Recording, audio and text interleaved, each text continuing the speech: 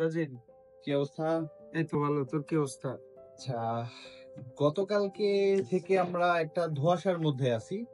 সেটা হচ্ছে ভিএফএস সম্পর্কিত কিছু তথ্যের জন্য। যে আমরা ওরা কালকে যে আপডেটটা শুনতে পাচ্ছি আমরা, এই সম্পর্কিত কিছু তথ্য জানার জন্য আজকে প্রশ্ন ওকে, ছিল।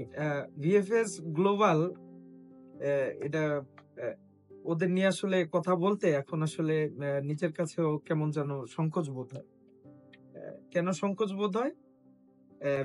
ভিএফএস গ্লোবাল কালকে মিটিং এর পরে, ওই যে কালকে যে সমাবেশ হয়েছে, মানুষকে যে তথ্য দিছে, অলরেডি এই তথ্যটা আমরা 3 মাস আগে থেকেই জানতাম। ওকে, এই তথ্যগুলো 3 মাস আগে থেকেই জানা, যে নুল্লস্তা গুলো ব্লকড অবস্থায় আছে বা সাসপেন্ড অবস্থায় আছে।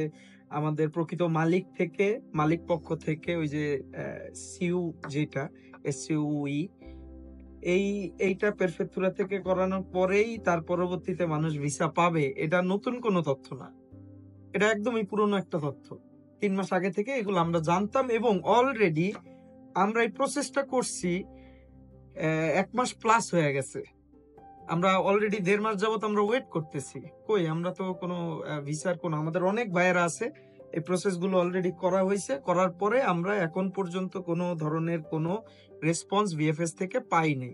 সো ভিএফএস গ্লোবালের মানুষজনের কথা আর কি বলবো, এরা হচ্ছে মানুষরে বুঝ দিয়ে দিছে কালকে, আর মানুষ সেটা নিয়ে লাফালাফি করতেছে, এটা করতেছে। ওটা করলেই যে তারা ভিসা দিতেছে এরকম কোনো সিউরিটি নাই।